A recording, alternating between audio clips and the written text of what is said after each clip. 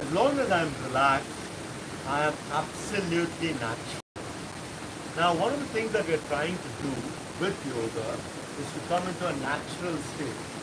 When you come into a natural state, you're absolutely fine. You're not here to become a good person. You're here to be real. To be comfortable being real. As long as you're natural, you won't be weird. As long as you're not natural unto yourself, you'll end up being weird at some level. And that creates a lot of issues for yourself and for the people around you. Yoga Nidra is very successful because of 5 major benefits. The first one is total relaxation. Now, you have 3 kinds of tensions. Muscular, and a massage or some asana can get rid of that. Then you've got emotional. Emotional tension, something that should have been done when you were a teenager, you didn't do, and now you got to do it. You find people doing things in their 40s that they should have done when they were in college. There's a right time to do everything, to explore yourself. Not done at the right time, you end up doing it differently at another time. So those emotional tensions, you may be in the perfect job, you may be in the perfect relationship, but because you didn't do certain things that should have been done, you cannot survive in that perfect relationship. You want to do something else. From the outside it looks fine, but internally you cannot exist in that scenario. These are the kind of emotional tensions we carry. The third is mental tensions. If you're happy today, you're going to be sad tomorrow. This is the nature of the mind. Firstly, in yoga, we don't give the mind so much importance. A very important tool that we have, but we don't pivot our whole life on what the mind is telling us. Is that right? Now, the correct balance, as we'll do in the next lecture, of body, mind, prana, is what we are after. If you pivot your whole life on just your mind, you're not going to get very far. So mental tension, when you understand the nature of the mind, if you're joyful now, you're going to be sad later. That's the way the mind operates. It has nothing to do with the reason you think you're feeling sad. Just the way the mind operates. So Yoga Nidra is very successful because it takes care of all these 3. Physical, or rather muscular, emotional, mental tension. That's 1. 2. If you want to transform yourself, now all of you are on some journey of transformation. You know for a fact, any amount of sermonizing doesn't help. Anybody on the planet knows that smoking is bad for health. And yet we've all done it. It's not rocket science to know that you're killing your lungs. Yet we do it. It's not how many other times the doctor tells you it's not going to help. So what really helps in transformation? You become relaxed. When you become so relaxed, there's no need for the nicotine. I'm giving you a very simple example. There are bigger issues in life. Smoking is not a big deal.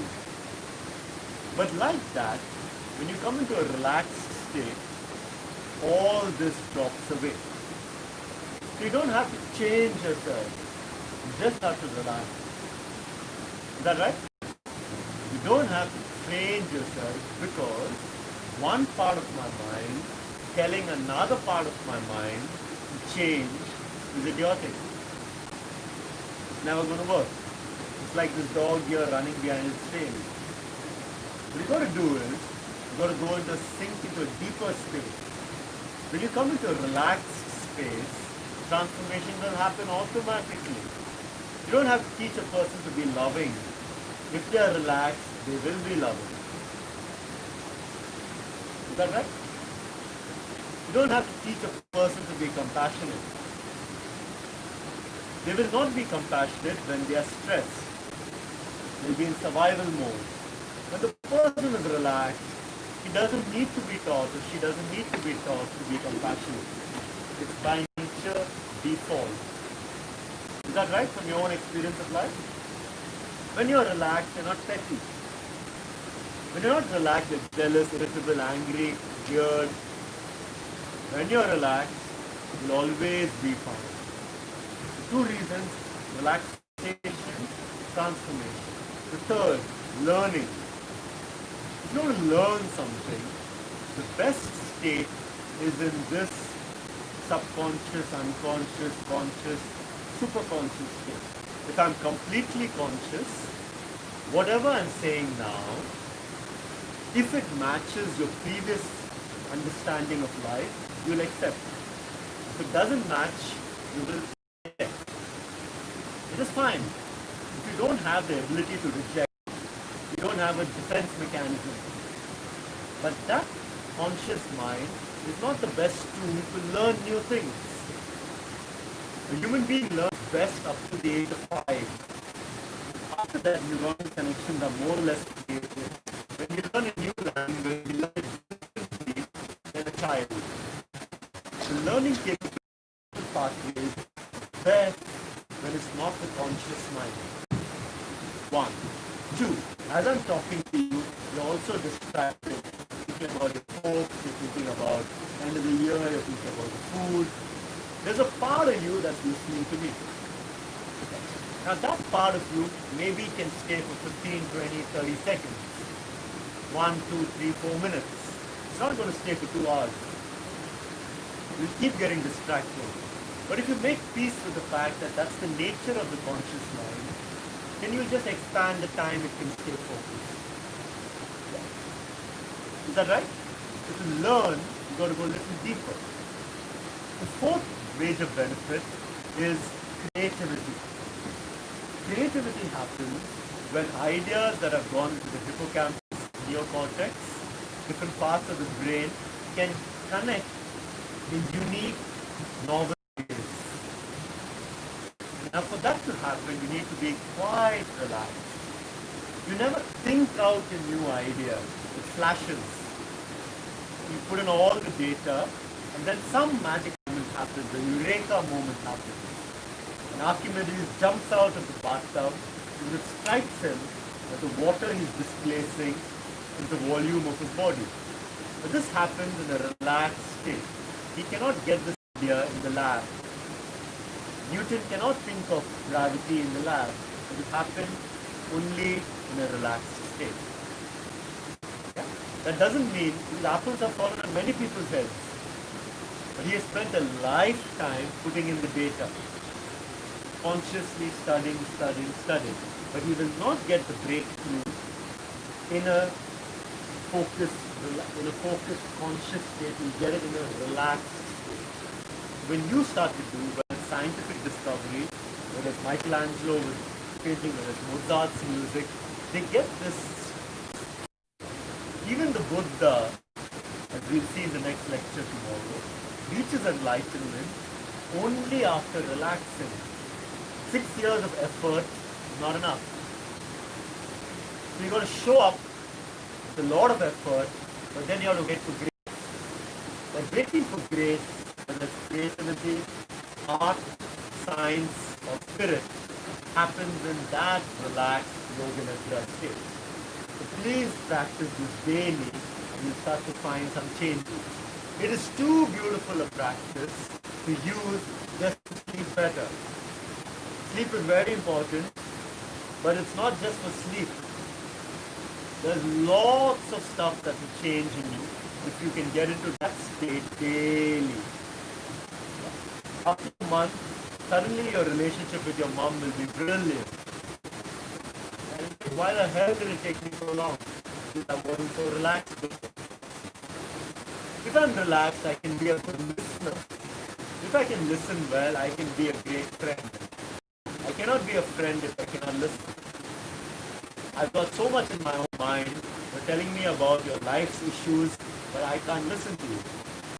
When I come into that relaxed, I can be present for you, and that's what relationships are.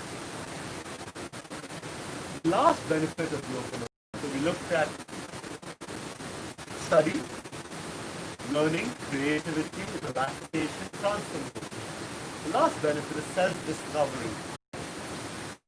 16 hours or 18 hours in a day, I know my name is Manish. For 6 or 8 hours a day, I don't know who the hell I am. How can I really claim to know who I am when even there is 6 hours in a day, I just don't know who I am. I'm asleep. Is that right? You can keep telling yourself who you are when you're conscious. But you don't know who you are when you're sleeping. That's a problem. That's a problem because as Socrates would say, know thyself. If you don't know who you are, there's really no need of knowing anything else. Or you know everything else through learning or using that to learn who you are. Essentially, you want to know who you are. That is going to happen more and more when you integrate this asleep state with the awake state. In the Yoga Sutras, Patanjali gives another way to reach enlightenment or samadhi. Just if you can integrate what's going on in sleep and what's going on in the day awake. When that integration happens, you will have a better idea of who you are. So you can make a note if you need, a couple of minutes to just go through these 5 points. Learning how to do yoga nidra will happen. What's the point of learning how to do it? Just take a little bit of time, make your own notes. Note taking is for your memory, not for your learning.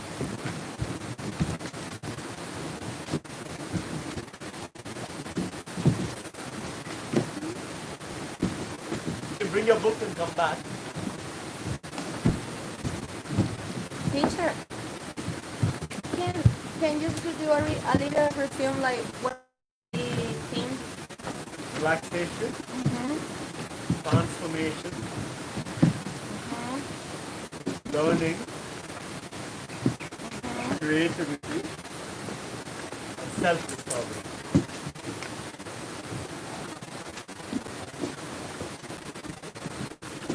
And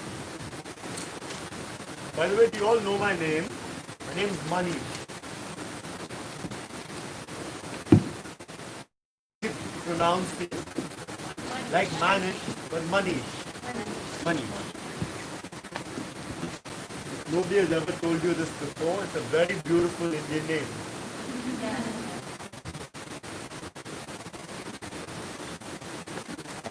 Couple of minutes and then we'll get started with yoga philosophy. Is there anybody here who's not interested in yoga philosophy? Apart from the dog.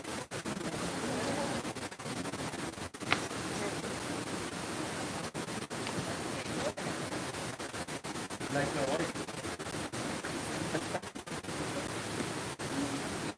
What's the dog's name?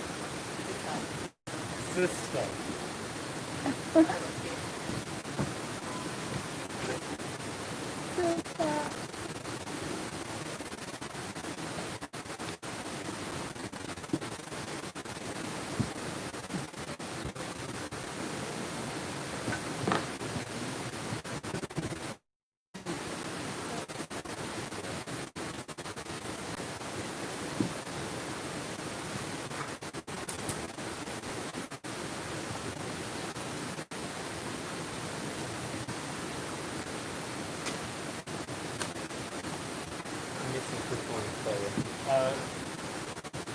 Relaxation, transformation, creativity, learning, and self-discovery.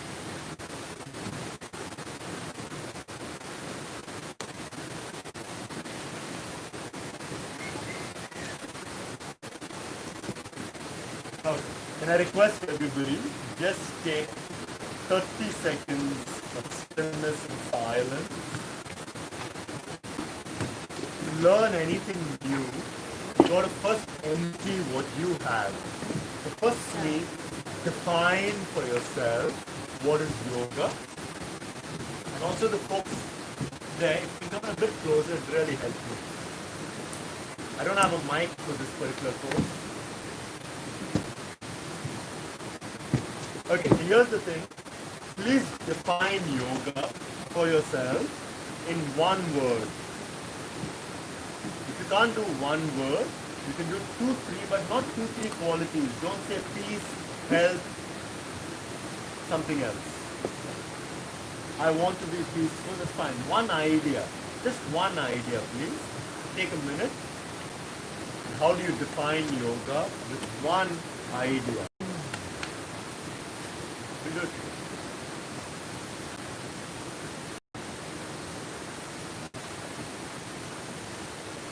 Yeah. So, if you don't have a definition of yoga yet, you're in the wrong room. You come here to do a teacher training course, it's not a retreat. Therefore, you'll be having to ask and answer these questions to yourself.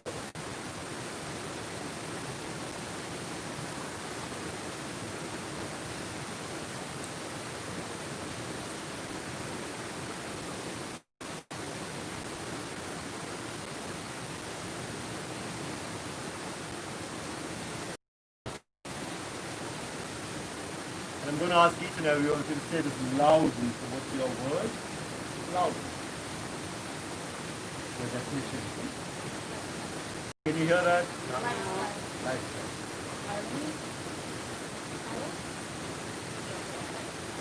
Can you all hear that? No. Please be loud. Address them. I can hear you. That's 2, please. 1. One idea. Can be 3 words, one idea. Is it spiritual or is it flexibility? You changed it now. Philosophy. Right? Union. You also? Embodiment? If anybody can't hear, just ask them to repeat. Balance. Anthony has done the course, Daniel has done the course. Freedom. If you want to share, please share. Mind. Mind. Breath. Breath. Freedom. Tranquility. Alignment. Alignment. Breath. Breath. Connection. Healing. Life. Presence. Liberation. Healing. Mindfulness. Loud. Mindfulness. Mindfulness. Growing. Self-discovery. Connection. Inner peace. Wonderful. Inner peace. Inner peace. Sorry, what's outer peace? Yes, I'm just joking. Harmony. Balance. Balance. Flow. Evolve. Are you all willing to say that whatever you chose is wrong? It's just a question, right? If you are sure that what you chose is correct, space to learn. If you're sure already, then there's no space to challenge your ideas. Many people, the way they thought when they finished college, their political views, their scientific views, economic views, religious, spiritual views are the same when they're 60. Which means they've not challenged theirs. During a yoga training course, it's not about you learning some new skills. I could do half a headstand, now I can do a full headstand. That's fine. You're learning views on life. It doesn't happen in any other subject. You can learn Spanish, you can learn something else, you're just adding skills. It will tell you about who you are, but it won't completely challenge how you see life. But when you study yoga, you're challenging yourself to see life afresh again. If you don't have that quality, it's very difficult to learn the subject. You'll be amazed that when you start a yoga journey traditionally, the first thing that you do is that you sit with your guru and you do a ritual and he gives you a new name.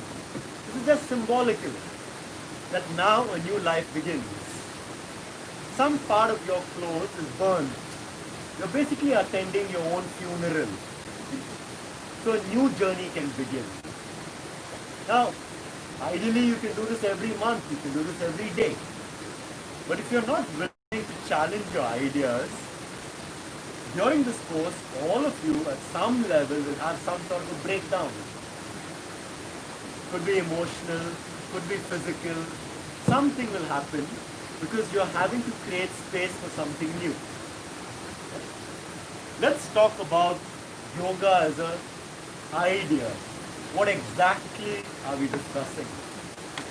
The word yoga comes from the Sanskrit word yuj. Yuj means union. Now, the union is first described in the Rig Veda, one of the most ancient texts of mankind, as yoking together horses in a chariot. Now, these are seers, they're talking poetry. Getting your body to go in the same direction is yoga. Not the union of the body and the breath, or the breath of the body and the mind. No, the union between what is in me and what is out there. When I say out there, the vast intelligence that keeps the cosmos in order, that intelligence is also in me. Today, the banana bread that you ate at breakfast has already become your body. There's a vast intelligence in us. A vast intelligence all around us. A union between the internal and what is there is yoga. At a rudimentary level, we say the union of body and mind because we are not connected with body and mind yet. But on the days that we are flowing with life, the body is in good condition, no issues with digestion, smooth sailing, the mind is in a happy state. Yeah? In those times, you find that you feel part of something bigger.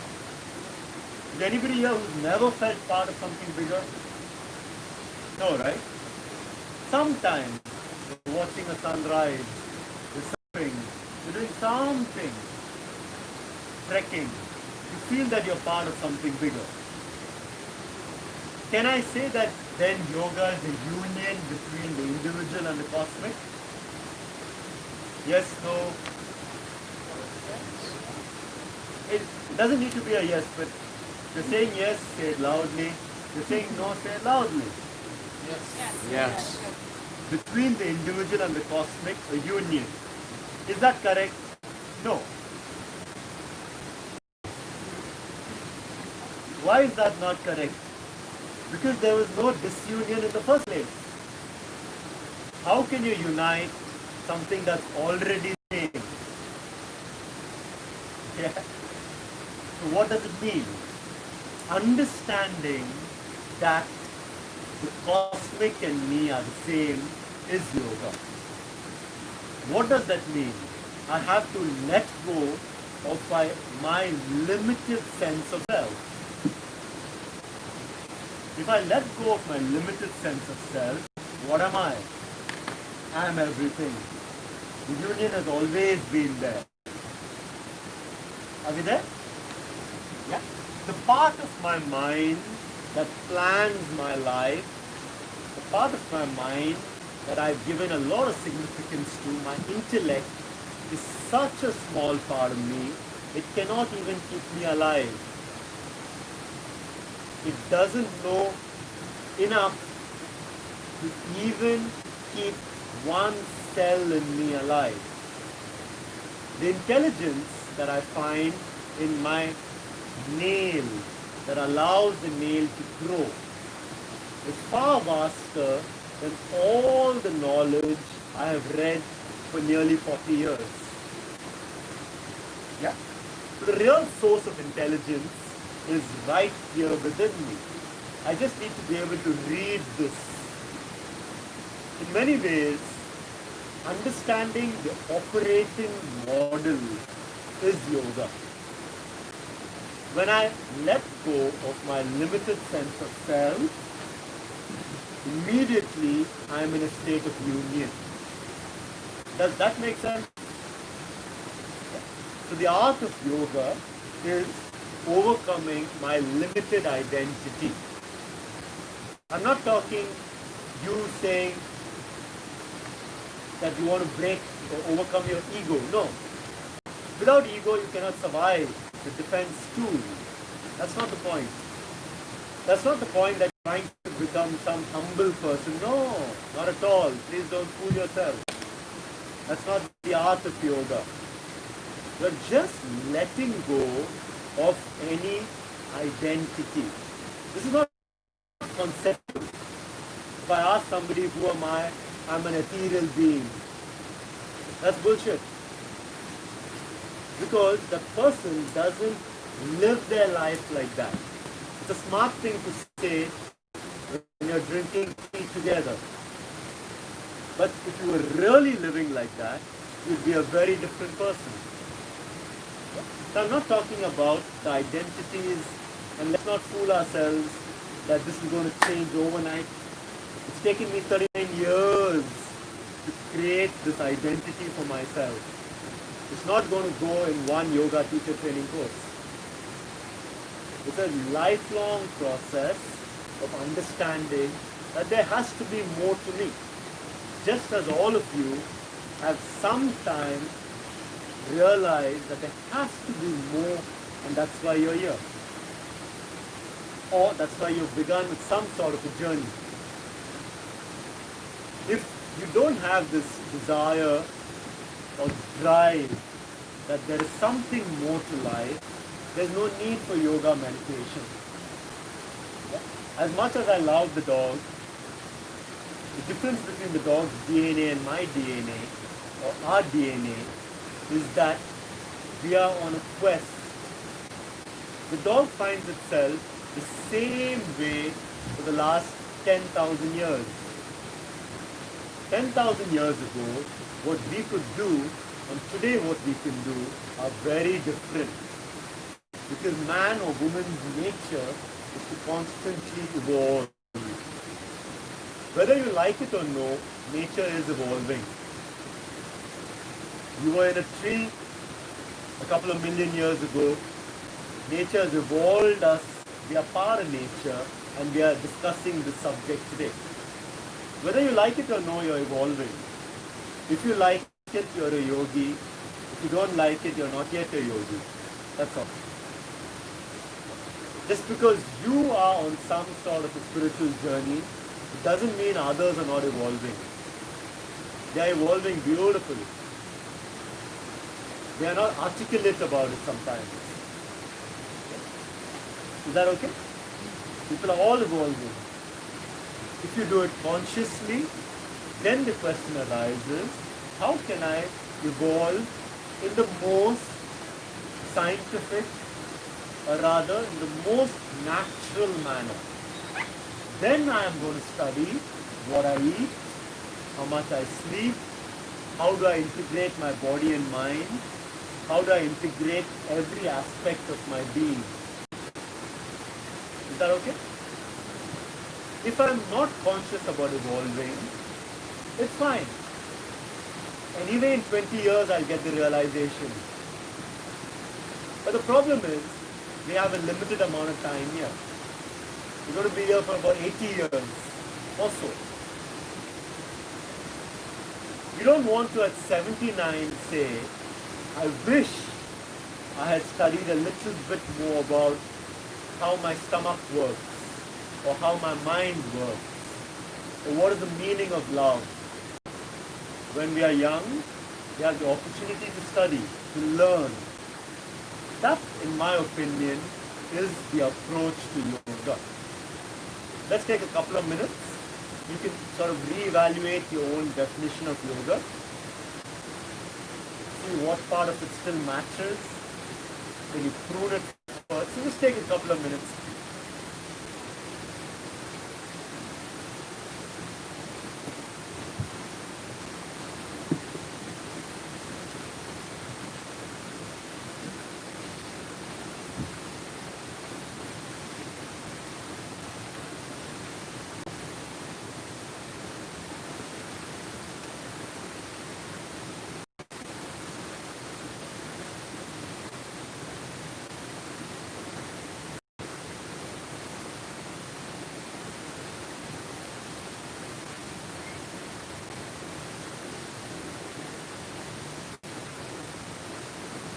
classical terms, there are 4 kinds of yoga practices.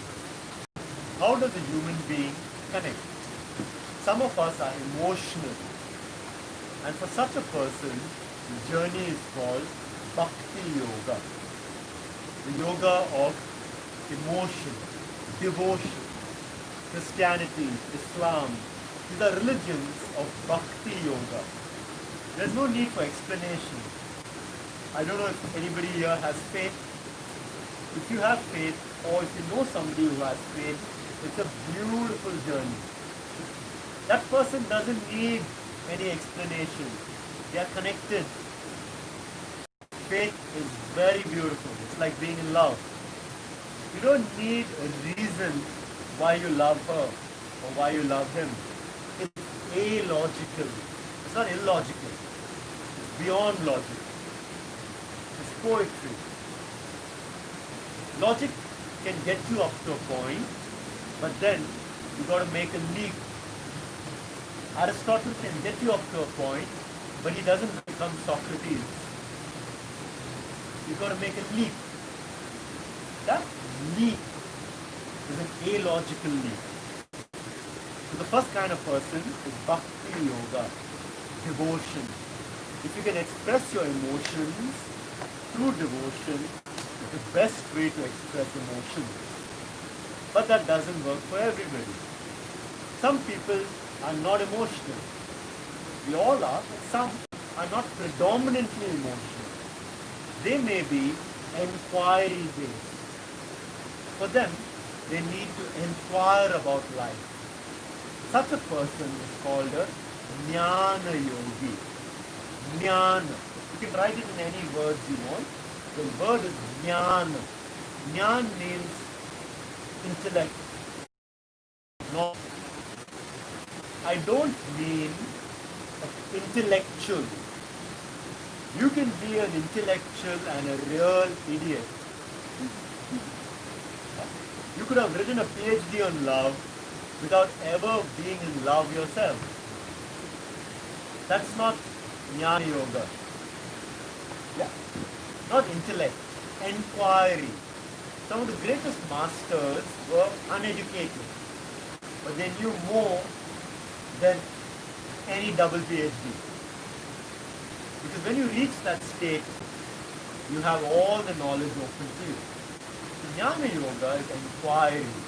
Who am I? Yeah, for us, who am I is a good coffee table conversation. But if I can live my life with this central idea, then I'm a Jnana Yogi. Not if I have memorized the whole of Wikipedia.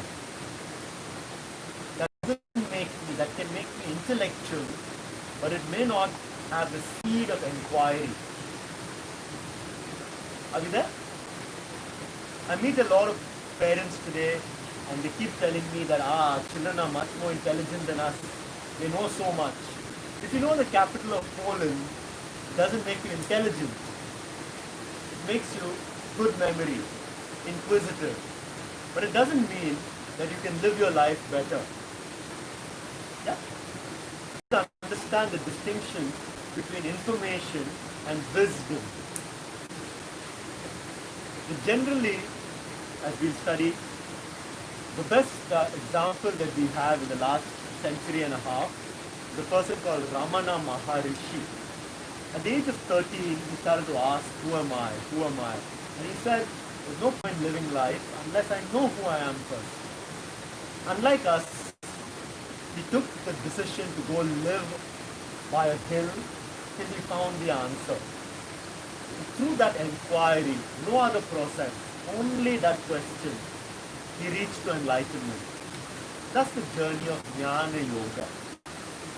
Now we will have to use a little bit of Jnana Yoga, a little bit of Bhakti Yoga, a little bit of Raja Yoga, and a little bit of Karma Yoga. But even then, one will be predominant for us. Are we clear with Bhakti, Jnana, Karma Yoga? Karma Yoga means a person who serves. Yeah? A person? Serves. Service. Sir. If I put my sister's needs or brother's needs ahead of mine, and I'm willing to serve, I immediately overcome my limited sense of self. Currently, I think I am the center of the universe. Through my bhakti, when I accept there's a God or whatever it is bigger than me, I overcome my limited identity. I'm using the word God in a very, not just secular, in a very non-intrusive way. Anything higher than me. If I accept that there's something bigger than me, I overcome my limited sense of self. Through my inquiry, I reach a point where my mind can go only this far. I cannot get into poetry. I can write very good prose, but I cannot write even one line of poetry. Therefore, I need to go beyond my mind. That's Jnana Yoga. Illogical leap. You cannot figure out life. I'm so sorry. You cannot figure out life. It won't happen. You will have to make a leap. Similarly, for the Karma Yoga person, when you put others' needs ahead of yours, when you're serving, you break through your limited sense of self. Like a Mother Teresa. It's a good combination of Karma Yoga, serving the lepers in Calcutta, and a good combination of Bhakti Yoga because of her devotion to Jesus. So she combines these two very well. She doesn't need to know Surya Namaskar, doesn't need to know Anulom Vilom. She's a yogi. I would like you to understand yoga in a broad context. Yoga is all of this, however you approach, either through the heart, or through the brain, or through your service. Many people go to an ashram, they go to a guru and they have these questions about life. And the guru will ask them to say, okay, just work in the kitchen, I'll answer you. The next 10 years doesn't answer them. But after 10 years, they say they got all their answers. Their journey was service. They didn't realize, they thought their journey was inquiry. But the guru understands personality better than us sometimes. Therefore, through their service, they reached the same place they reached where the other guy reached through inquiry and another guy reached through devotion. The last kind of yoga is Raja Yoga, what you are here to do. Raja means the royal path. It's the yoga of Patanjali. Not that he founded it, he codified it. In this form of yoga, you're working with energy. How can I transform my body, mind, energy so that tomorrow I have more prana than I have today? At the end of 21 days, 23 days that you're here, you should be more energetic than you are today. It doesn't matter about your exam, whether you pass or fail. In my opinion. I hope you pass. In my opinion, at the end of 23 days, if you have learned how to be more energetic than you are today, it's job done. And that's not so easy. My life, my relationships, my career, my finances, everything about my life based on the amount of energy I exude today. If I want to change one thing in my life, I cannot change all the relationships. I cannot tell my mother, my girlfriend, my friend to behave differently with me. I cannot change a million people. Only one thing I can do, I can change myself. If I have to change myself, what does that mean? I have to change my body, mind, and prana, or energy. These three things have to change. Yeah. Now, if these three see things change. If you can change even this much, it's a huge thing. Before we start Raja Yoga, I'd like to share a story with you. There was a very famous Sufi called Mullah Nasruddin. I don't know if you've encountered. Mullah Nasruddin was a spiritual person, but he was a little bit of an idiot also. It's a rare combination to be spiritual and stupid. A nice combination. When I say stupid, I mean it in a little different. When he was about to die, the people from the village came to him and said, you know so much about life. Can you tell us what have you learned in life? If you got a chance to live life again, what would you do differently? He thought about it on his deathbed. It's a very solemn moment. He's about to pass away. He thought about it for a while. He said that if I get a chance to live life again, I'll change my hairstyle. What do you mean you'll change your hairstyle? He said, I always wanted a middle parting, but my father forced me to have a side parting. When my father died, I was 35 years of age. I tried to make it a middle parting, but the damn hair wouldn't change. This is how difficult it is to change in midlife. Yeah? It's so difficult to change even one small thing. You're trying to change everything. My request to you, start with the most reliable instrument that you have, the body. Keep the mind little later. Cultivate the mind, but work not directly with it. Work through the body. Today, I tell myself that I want to change this. I can fool myself that now I'm a happier person. But generally it's not really true. Yoga is pivoted on working with what is reliable. The most reliable thing that you have is your body. Mind can change.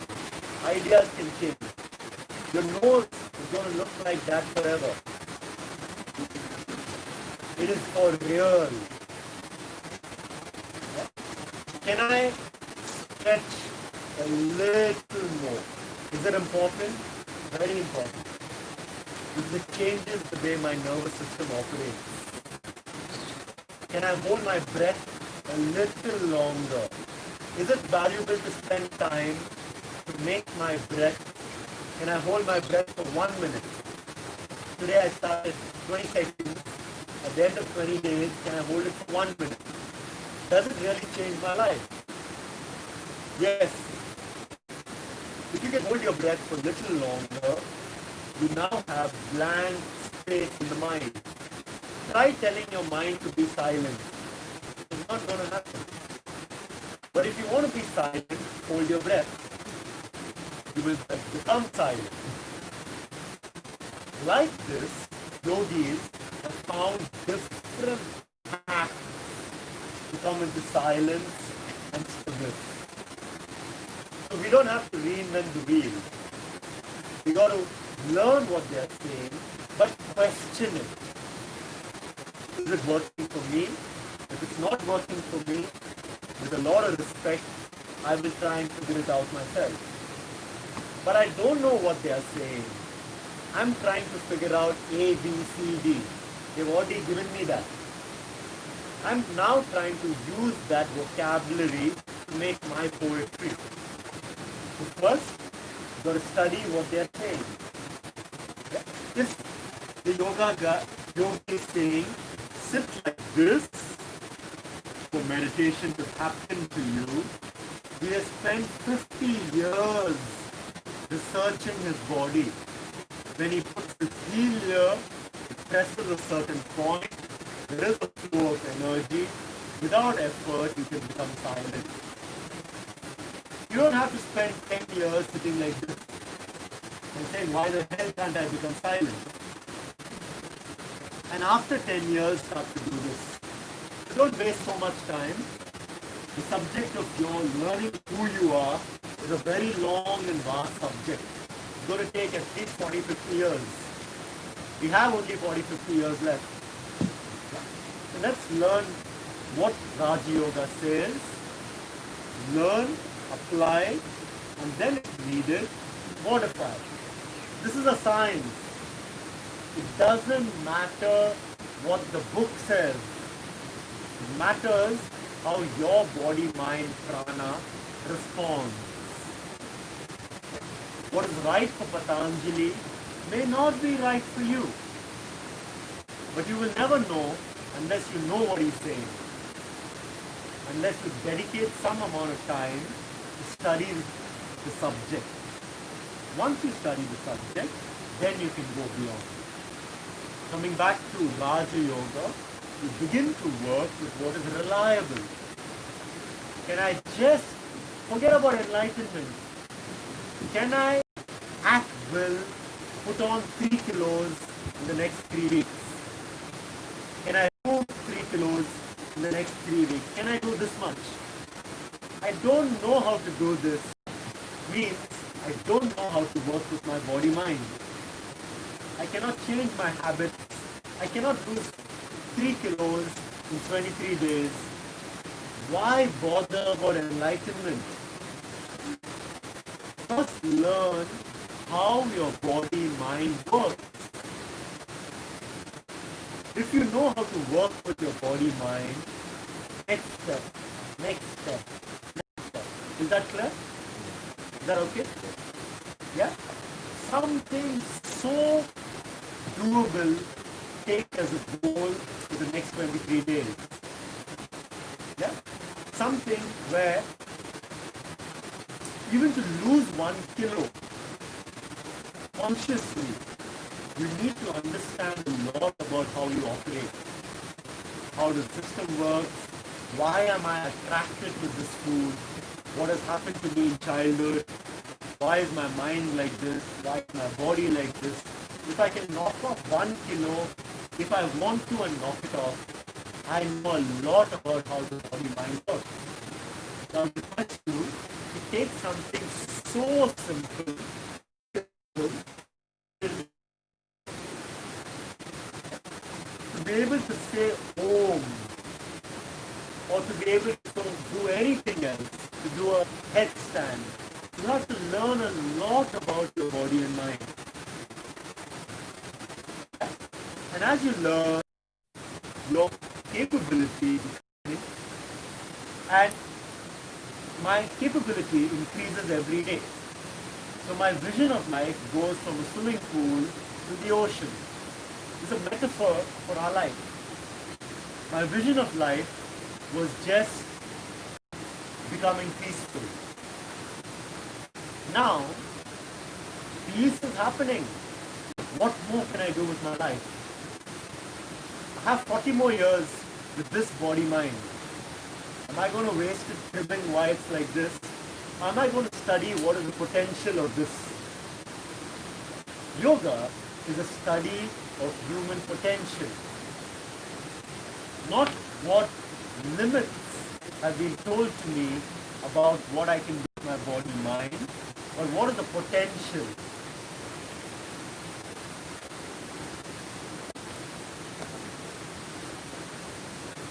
Take a couple of minutes break, you can make some notes if you need. Are we understanding a little bit more about yoga?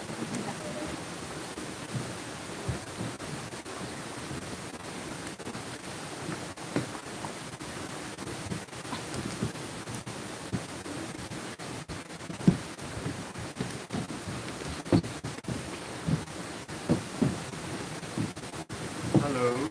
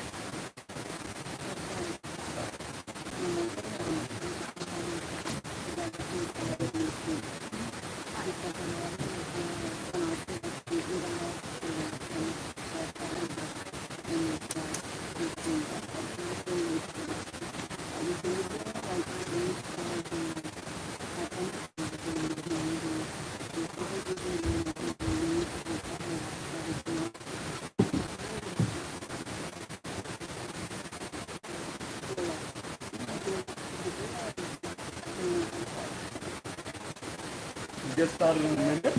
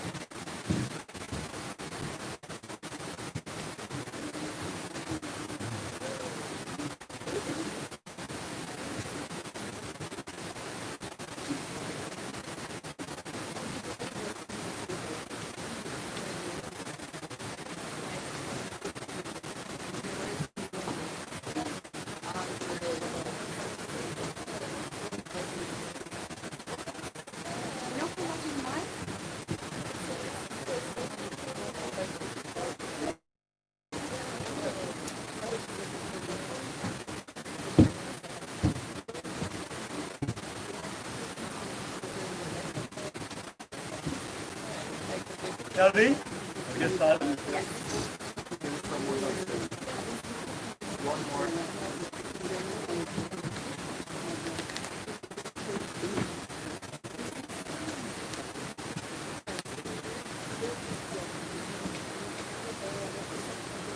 I'm here with you guys today and tomorrow. After this, I'll take you through a yoga practice. Tomorrow, I start you off with pranayama, yoga practice. Then I take you through a lecture on the history of the origins of yoga and modern yoga. These are the lectures that I'll be covering with us. So over the course of today, if you have any questions that you can ruminate over dinner and so on and so forth, you can catch me at dinner, or if you have any questions, you can ask me at breakfast.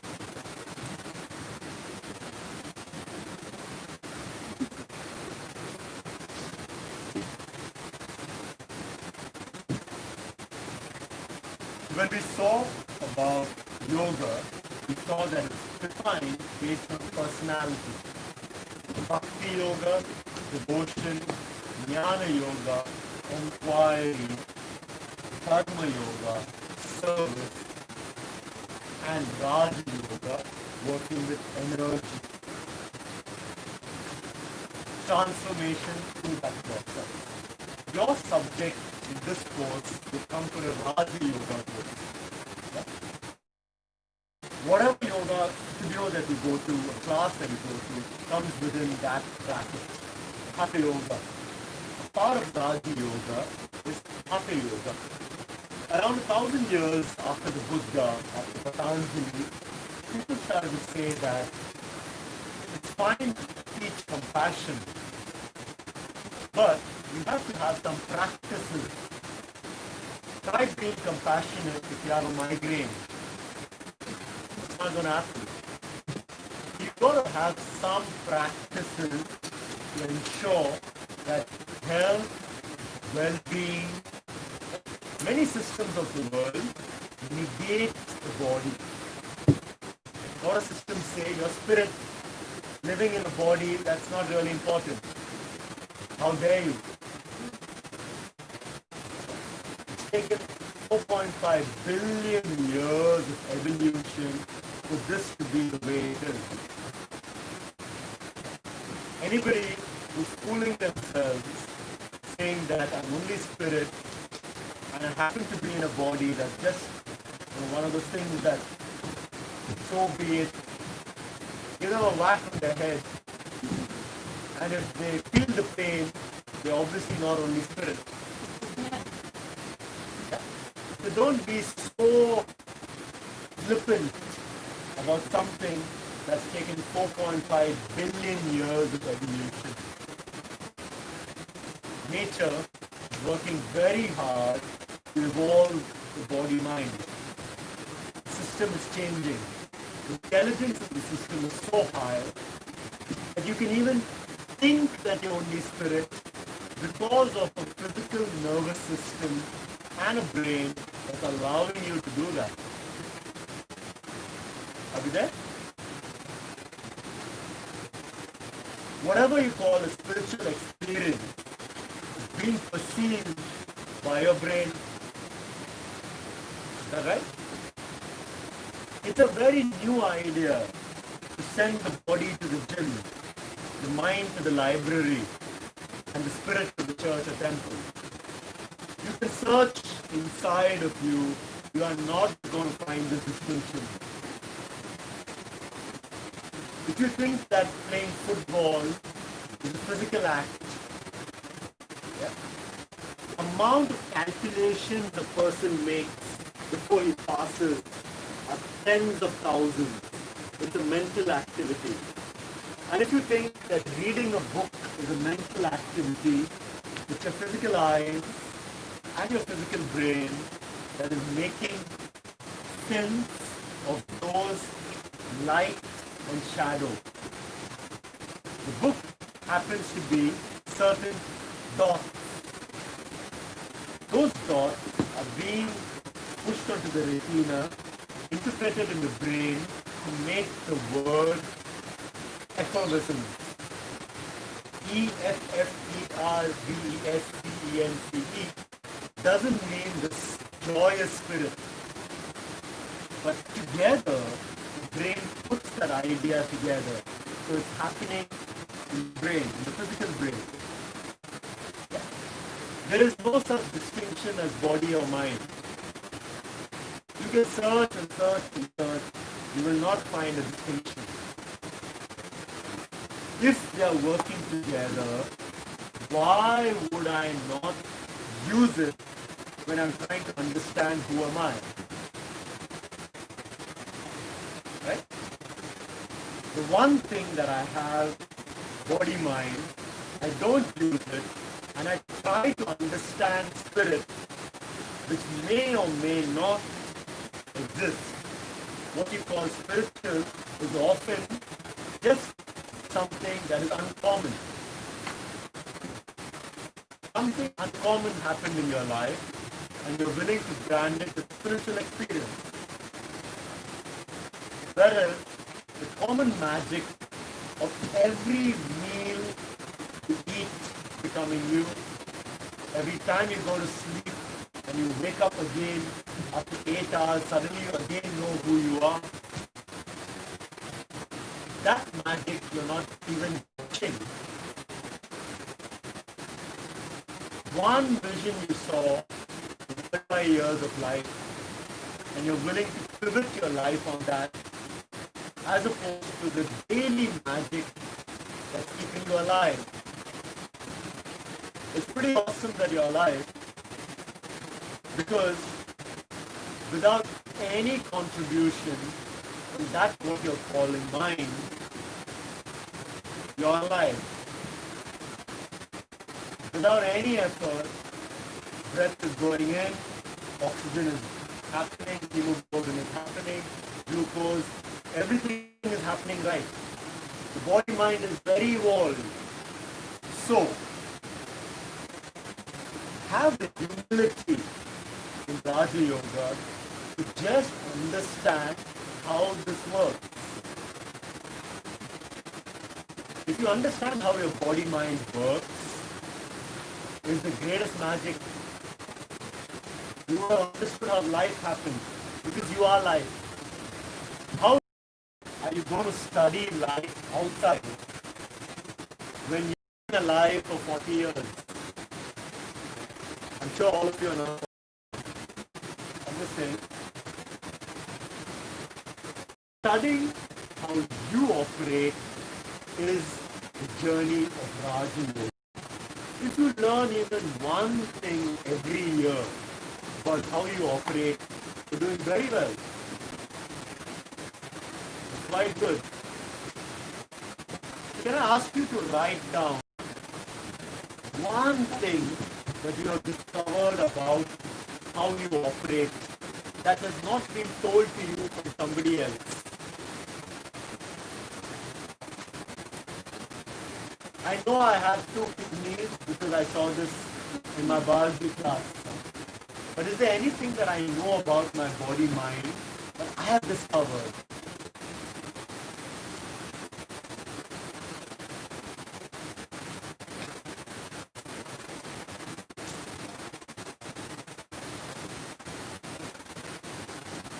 Does anybody want to share anything you've discovered?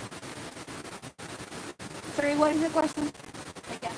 What anything have you discovered about how your body-mind operates, not that has been told or learned from outside? So the thing that I discovered is it's like when you listen to beautiful music and you get the goosebumps or like the tingles. And that's like in conversations I have with myself, and I have different tingles that I've learned through the inquiry on the felt experience of what those things actually mean. So it's my own little internal language. You get different tingles from Mozart and different things like that. Well, from people, from plants, from animals, from food.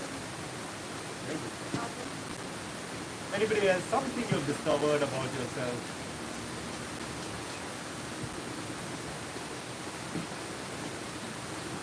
I always did, since I was a kid, like rituals with nobody teaching me with flowers or poems about it, and was inside me. Like when I come here and I see or different religions, they always do No, stuff. I'm not asking what they told you. No, nobody told me. Sure. I did it, and then I know this is to reconnect with your goddess or the universe or nature. That rituals made your body and your mind connect and just be blissful for life. And I don't know if it's what I mean, but No, I don't mean anything. like Just I a question. see it, Like mind she and said that if she hears something, she feels tingles. That's an observation.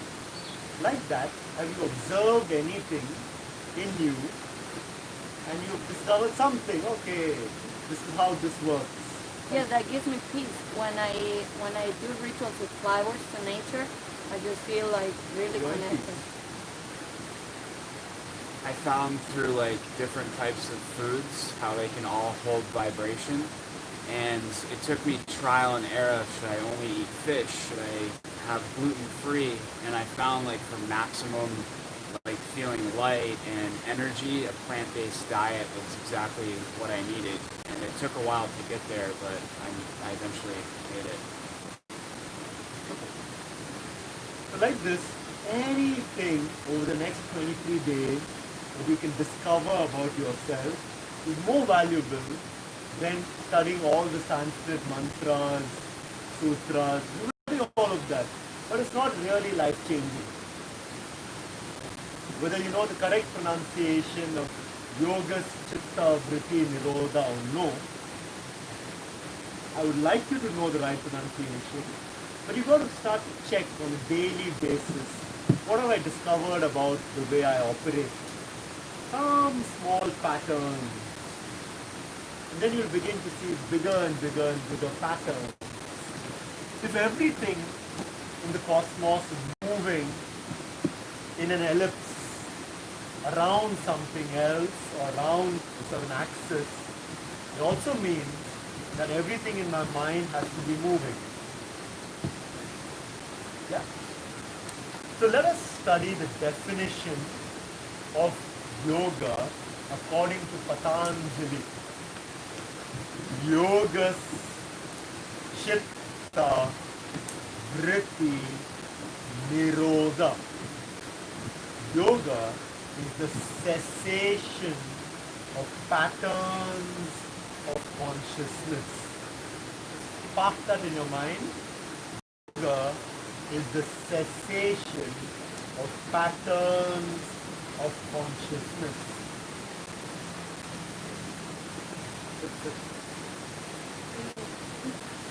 Now, what does that mean? Suppose somebody throws a stone in the lake of your mind. 20 years ago, somebody told you something. Even today, the ripples may be going. Yeah? Those vrittis are still going on. You're still experiencing the hurt. A yogi's mind is like this. The stone goes, ripples form, finish. Lake placid. Experience happened, move on to the next. Ripples are not there. Why? Now, does it mean that I'm stopping the ripples of my mind moment to moment? It's not possible. You'll go bonkers. If you try to stay present moment, you cannot live life. You'll go mad. It's not you stopping the mind. Please understand, the English word mind is very limited. In the Indian context, we look at mind as four. One is manas, the monkey mind. That's listening to me, that's thinking about something else, tuck. The second is buddhi, intelligence, critical decision making.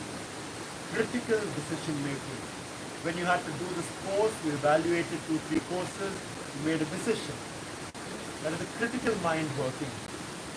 But you cannot live your whole life with the critical mind.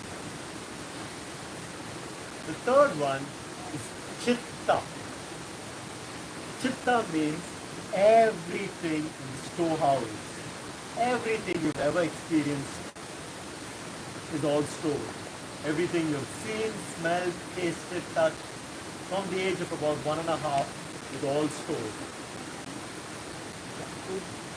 And the last is ahamkara, ego. I don't mean ego as proud, no. Ego means self-identity. How do I identify myself? Now, the interesting thing is that however you identify yourself, you will use your buddhi, manas and chitta like that. Suppose I identify myself as an Indian. I will use my intelligence to prove to you that India is great. I will use my chitta, I will use my manas. I will do everything to protect my identity. Therefore, to objectively use my mind, my intelligence and everything, I need to overcome my limited sense of identity. You're not trying to become a zombie. No, my mind will go blank. I'll become blank mind. Ridiculous. It's taken you billions of years to create this brain and nervous system. Just because you don't know how to manage it doesn't make it your enemy. The intelligence is so high, it's just that you don't know how to keep it at rest when you're not using it. That's the difference between us and a yogi. You can use it when he wants, you can rest it when he wants. It's a tool, it's not identity. For us, it's identity.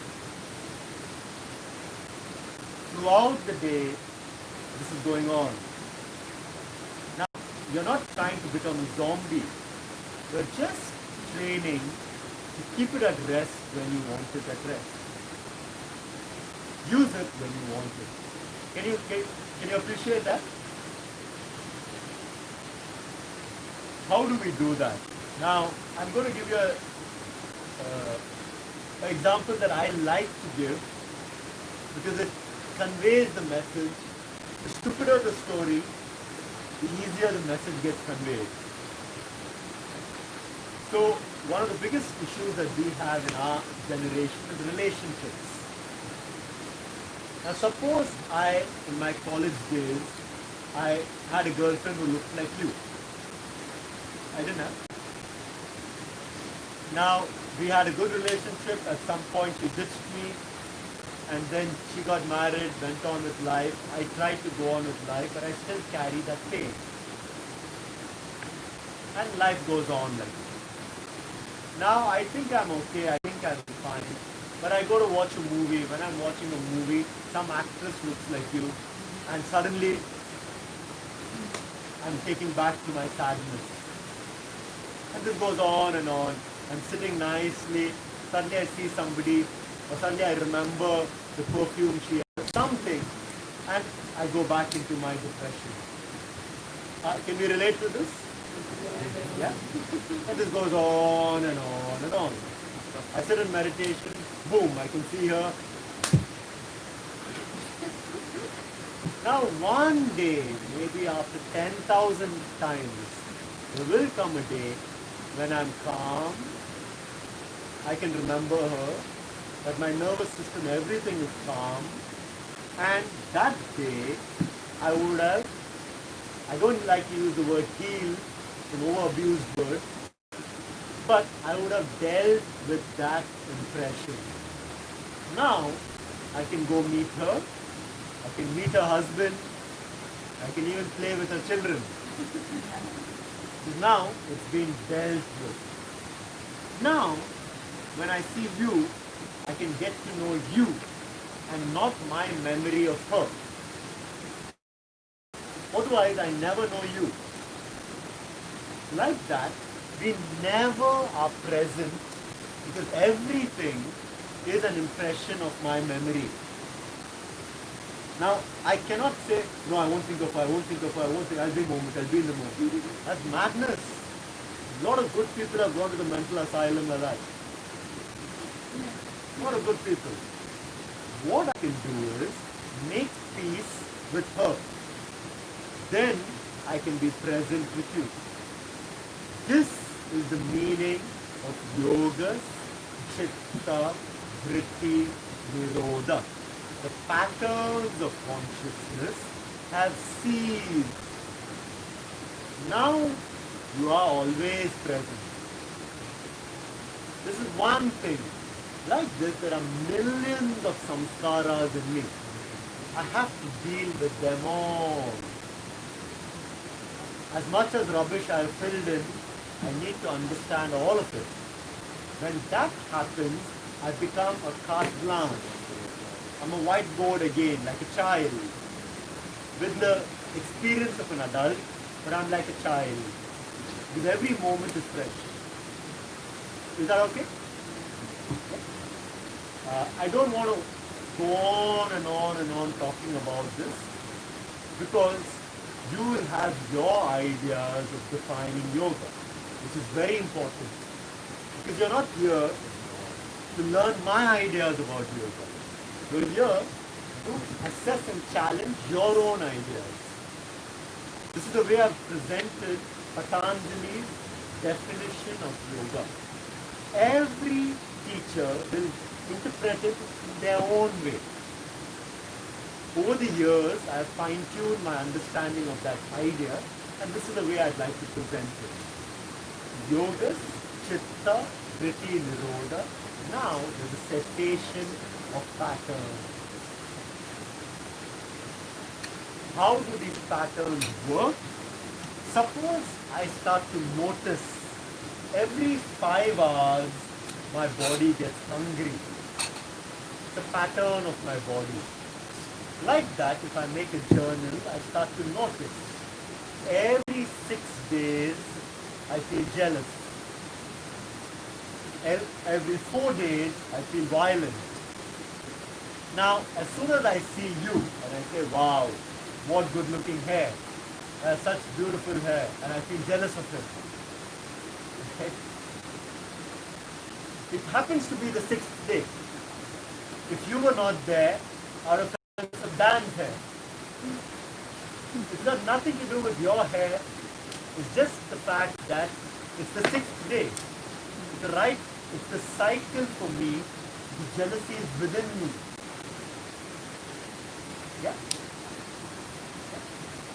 If there was nobody there, I would have felt jealous of somebody I saw online. If the jealousy is my pattern. When you can study your patterns, there is some distance between you and your pattern. You don't need to change your pattern.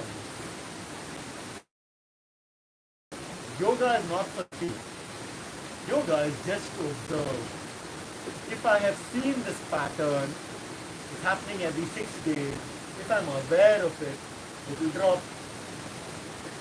It cannot take me on a ride. What does that mean? One of my patterns is regret. When I wake up in the morning, however good my day was yesterday, there'll be some oh, I wish I had done this also. A lot of us may have a similar pattern. Because I tried over the years, as soon as that starts, I'm aware. Okay, this is starting. It will drop. If I'm not aware, as I brush my teeth, as I take my bath, this will be going on in my head. Half an hour gone. Because you watch it, it drops. Then the next pattern starts. You watch it. Like this, the patterns cease. This is yoga.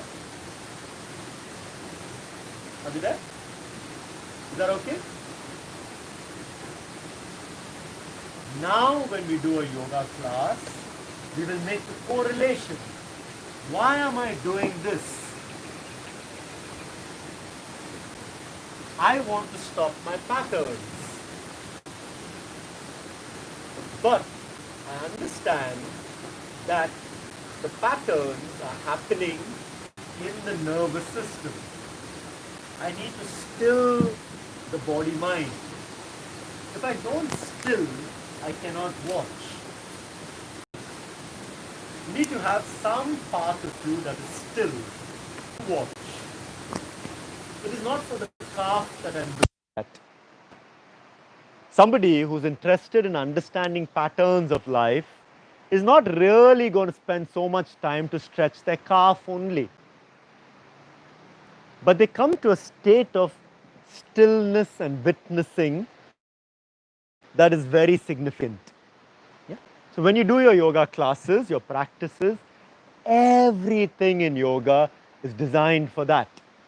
If I do Kapalbhati, after 100 of that, I'll become silent. So I can watch. Everything, now when you do yoga, it'll make sense. So far you have done yoga and you feel wow. Now you understand why you feel wow. Yeah? Why has that guy put these practices together so that some patterns cease? Are we there? 2 points before I finish this lecture. 1, yoga is the cessation of patterns in consciousness. 2, you are not stopping it. You're watching. If you watch, if you're aware, it will drop. Yoga is not a therapy. It's not for healing. You're just becoming a witness. If you become a witness, you will be healed. It would have happened. Let's just take a minute silence to close out this lecture and then let's move to practice. In my opinion, knowledge without practice is very dangerous. Very dangerous.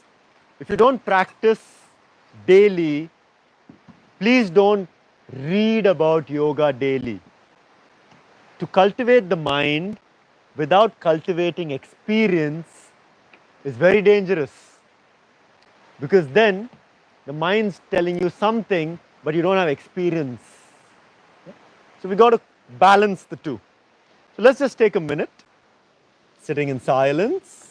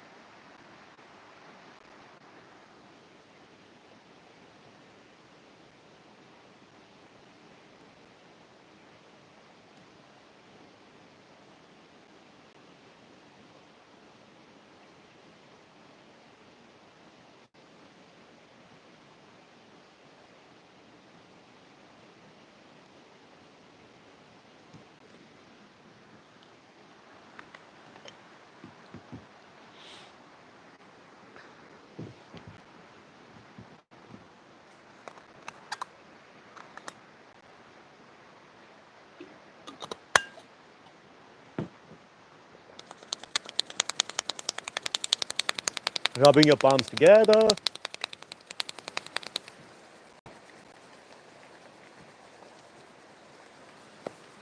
Getting warm to your eyes.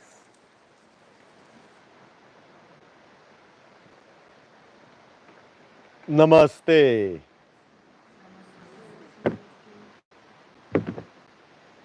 Many years ago, I stopped taking questions because I once taught a very beautiful meditation session, which I thought was very beautiful.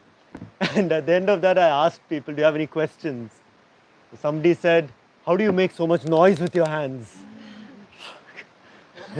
Never take questions again. Can I ask everybody to come in a bit closer? I'm going to explain the process that we are going to do for the next hour and a half as we do a yoga practice together. Can I have one of your books, please? Okay. I'll write here.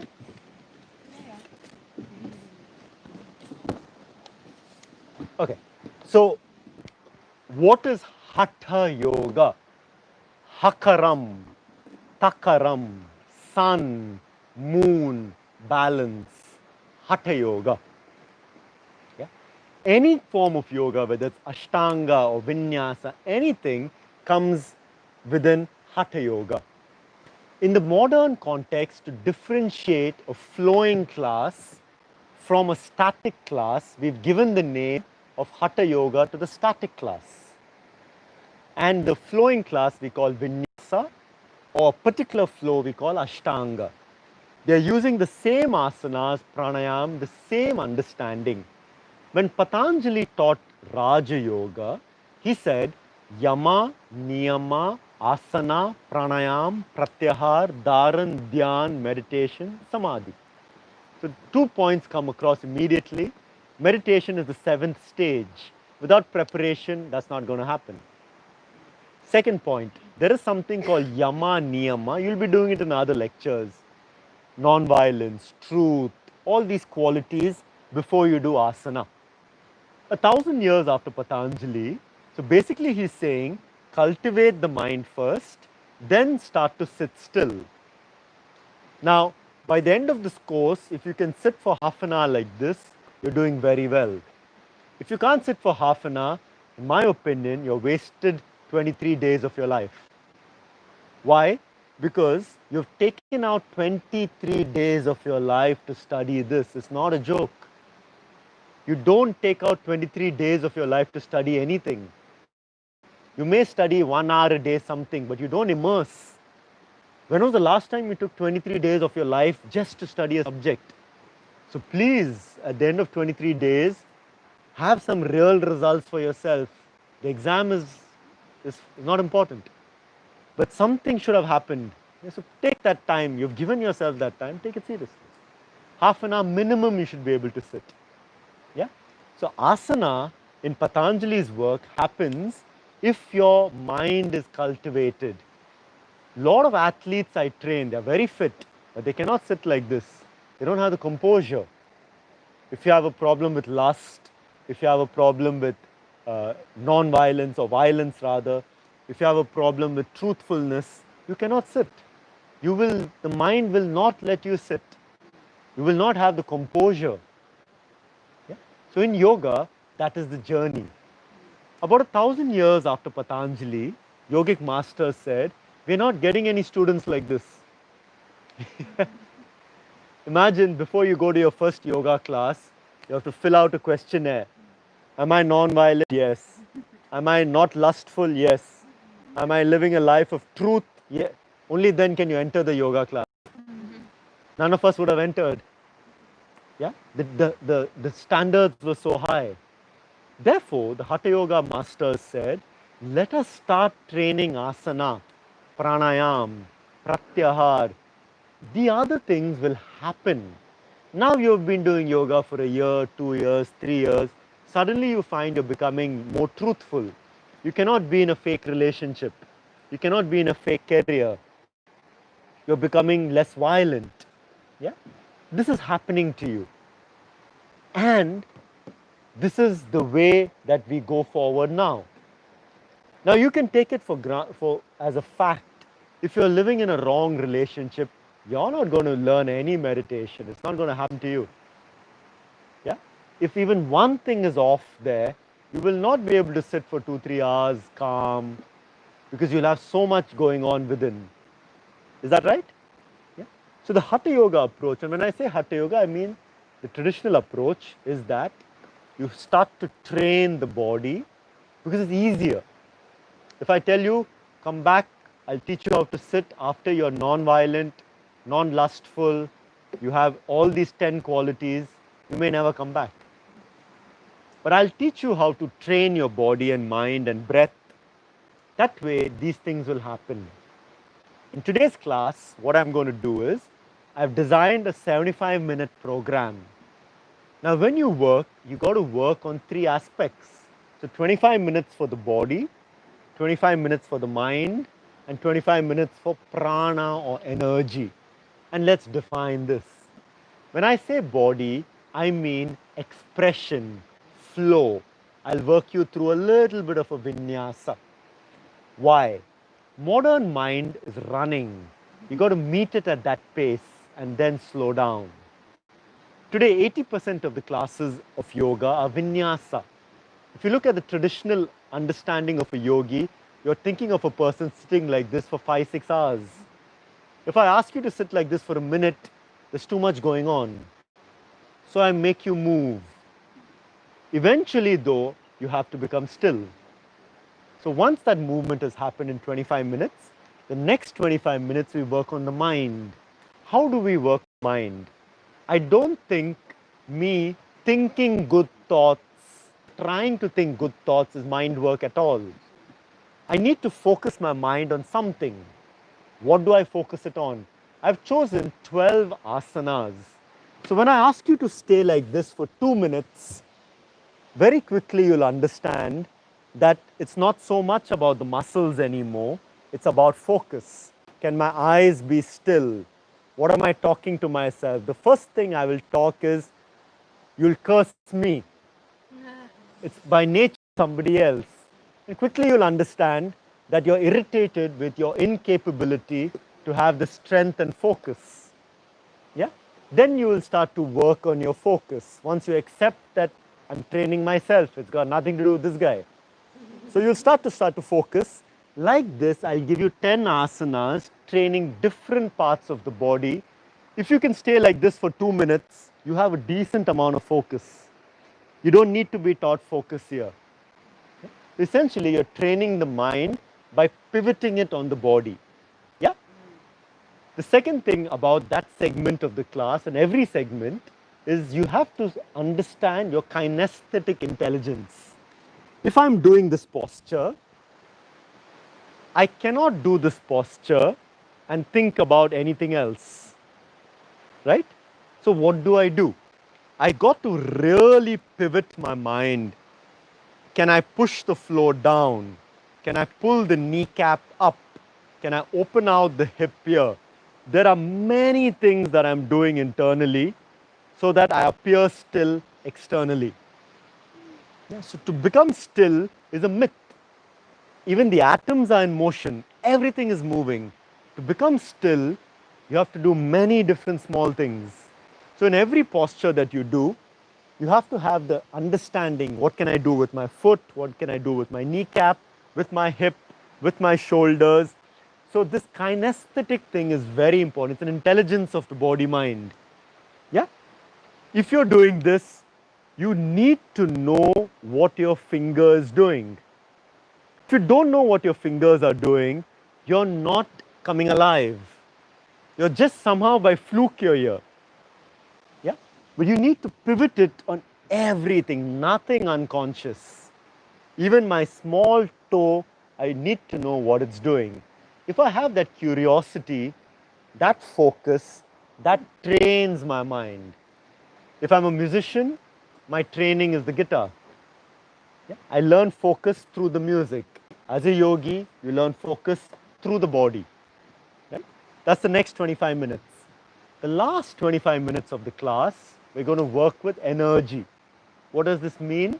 We'll take up a pranayam technique. We'll take up anulom vilom. I will introduce pranayam to you tomorrow morning, but you cannot do a yoga class without pranayam. You cannot do a yoga class that doesn't end in meditation. Yeah? It's wrong. Yeah? It's incomplete. Yeah? You've done all the work and you're not taking it to the next level. You're missing out.